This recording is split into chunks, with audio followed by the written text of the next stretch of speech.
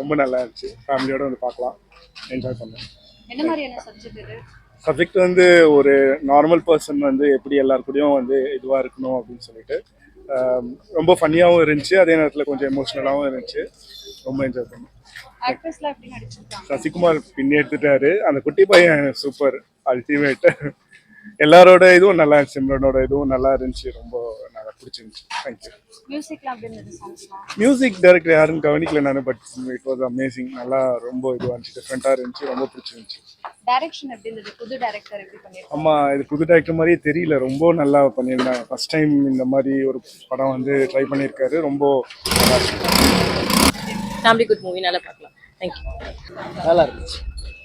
இந்த படம் எப்படி இருக்கு? நல்லா இருக்கு. நம்ம படம் எப்படி இருக்கு? சூப்பரா இருக்கு படம். நல்லா இருக்கு.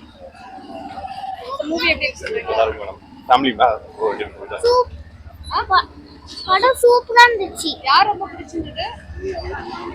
சொல்றா சின்ன பையன் நடிச்சிருந்தால. ஆமா. நம்ம படம் எப்படி இருக்கு சொல்றீங்களா? சூப்பராக இருந்தது. படம் நல்லா இருந்துச்சு. லாஸ்ட் எமோஷன் எனக்கு ரொம்ப பிடிச்சிருந்துச்சு. ஃபர்ஸ்ட் அந்த இன்டர்வல் வரும்போது எனக்கு வந்துட்டு அது நல்லா இருக்காதுன்னு தோணுச்சு. ஆனா சூப்பரா இருந்துச்சு லாஸ்ட்ல. யார் ரொம்ப பிடிச்சிருந்தது படத்துல? யார் நல்லா நடிச்சிருந்தா? எனக்கு அந்த சின்ன பையன் தான் பிடிச்சிருந்துச்சு. நல்லா நடிச்சிருந்தாரா சின்ன பையன்?